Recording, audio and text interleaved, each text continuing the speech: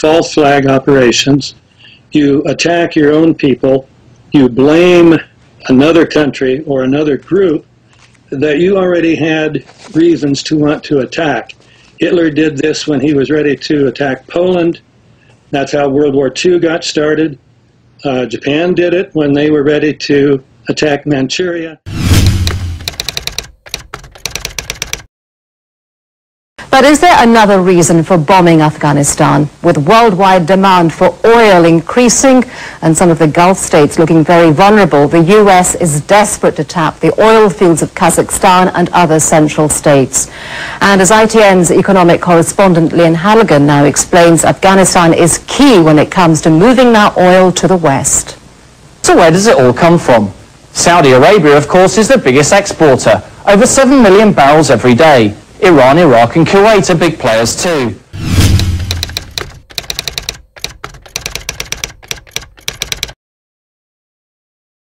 The FBI has confirmed that they have no hard evidence relating Osama bin Laden to the events of 9/11. Are you aware of that? Well, Osama bin Laden himself claims that. I mean, they didn't manufacture those tapes. This is the FBI, Ollie. This is the FBI that has affirmed in the last couple of weeks they have no hard evidence tying Osama bin Laden to 9/11. We're trying to find out exactly what happened. Our government has a considerable reputation for telling things that are not true.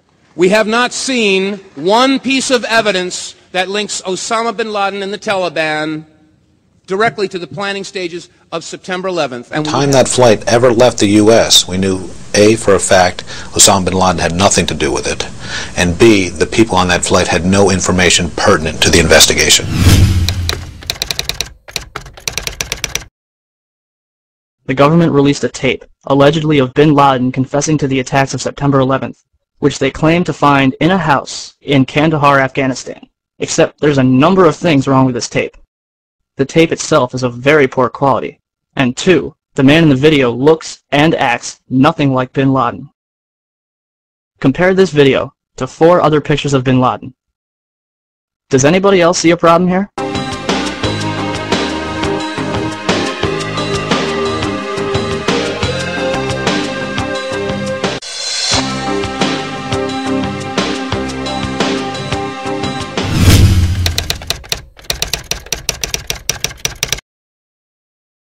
But in the course of soliciting and sort of managing those investments, the Bush family had direct contact with the bin Laden family during the 1990s.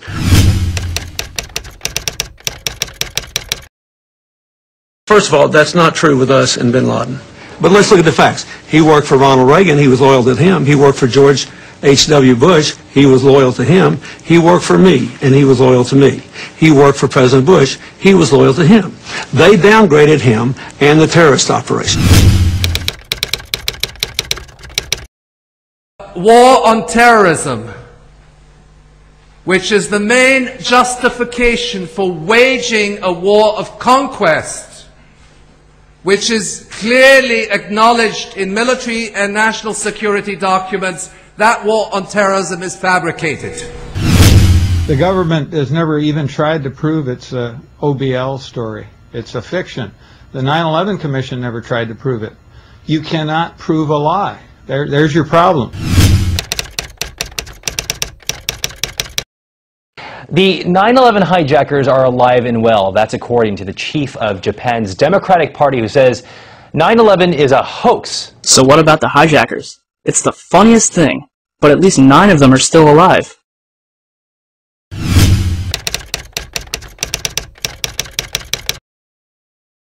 Now, more on the latest building collapse in New York. You might have heard a few moments ago I was talking about the Salomon Brothers building collapsing, and indeed it has. Apparently that's only a few hundred yards away from where the World Trade Center towers were. And it seems that this was not a result of a new attack. It was because the building had been weakened during this morning's attacks. We'll probably find out more now about that from our correspondent Jane Stanley. Jane, what more can you tell us about the Salomon Brothers building and its collapse?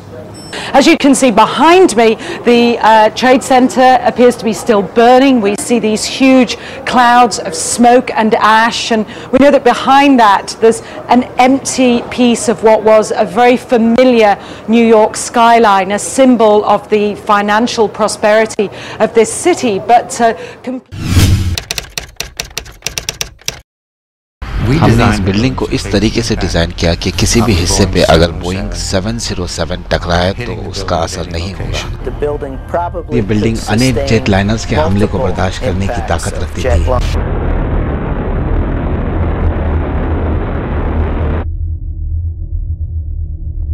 "47 huge steel columns going up the core. They're interconnected.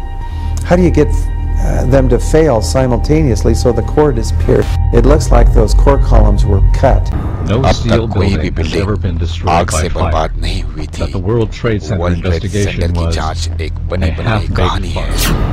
University of Sheffield ने कहा कि steel frame building jet fuel से कहीं ज्यादा तापमान पर भी नहीं पिघलती। साइंस कहती है कि फ्लाइट क्रैश से ज्यादा 1800 डिग्री फ़ारेनहाइट तापमान पैदा करता है, जबकि स्टील फ्रेम बिल्डिंग को पिघलाने में 2500 डिग्री फ़ारेनहाइट की जरूरत होती है। साइंस का यह सनसनीखेज खुलासा है कि बिल्डिंग में विस्फोटक लगाए गए थे और बिल्डिंग पे अटैक बता के उसे गिरा दिया गया।